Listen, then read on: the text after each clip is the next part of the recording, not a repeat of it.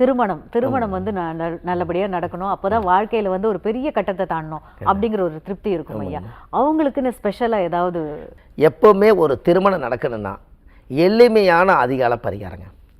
வயசானவங்க காய்கறி வியாபாரம் செய்வாங்க, அவங்களுக்கு தெராசும் படிக்கல்லும் வாங்கி, அதாவது வெள்ளிக்கிழமை அன்னைக்கு அந்த தெராசு படிக்கல்ல ஒரு பூவு கல்கண்டு எல்லாம் வச்சு, என்றைக்குமே இந்த தெராசை நீங்கள் வச்சு தொழில் பண்ணிக்கிங்கன்னு சொல்லி நீங்கள் யாரோ ஒருத்தர் வாங்குறவங்களுக்கு தானமாக கொடுத்துட்டிங்கன்னா அந்த வீட்டில் திருமண தடை தோஷம் நிவர்த்தி ஆகும்.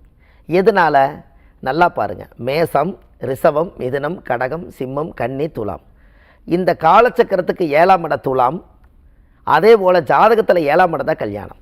அப்போ 7ஆம் இடம்ங்கிறது பேட்டன் என்ன சொல்லுதுன்னா, துலாம் என்பது தெராசு, அந்த தெராசு என்பது நீதி தேவதை. அந்த நீதி தேவதைங்கக்கூடிய தெராசு யாராவது ஒருத்தர் பிடிச்சாதான் முதல் தெராசே நிற்கும், அந்த இடத்துல நிற்காது. அப்போ ஆண் தட்டும் பெண் தட்டும் ரெண்டும் சேர்ந்தது தான் திருமண வாழ்க்கை. அதனால தான் காலச்சக்கரத்துக்கு துலாம் 7ஆம் பாவம்னு வச்சுருக்காங்க. அப்போ முன்னோர்கள் 7ஆம் பாவத்தை இயக்குனா உங்களுக்கு கல்யாணமும் தாம்பத்தியம் நடக்குங்கிறத முன்னோர்கள் சொல்லி வச்சது. அதனால தான் வயசானவங்களுக்கு காய்கறி வியாபாரம் செய்கிறவங்களுக்கு வெள்ளிக்கிழமை அன்னைக்கு ஒரு தாம்பூலம் மாதிரி வச்சு அதில் வந்து தெராசு படிக்கலுக்கு பொட்டு சந்தனம் வச்சு பூஜை பண்ணி, எனக்கு நல்லபடியாக கல்யாணம் நடக்கணும், இதை நான் ஃப்ரீயாக கொடுக்குறேன்னு மனசார உங்களுக்கு கொடுங்க.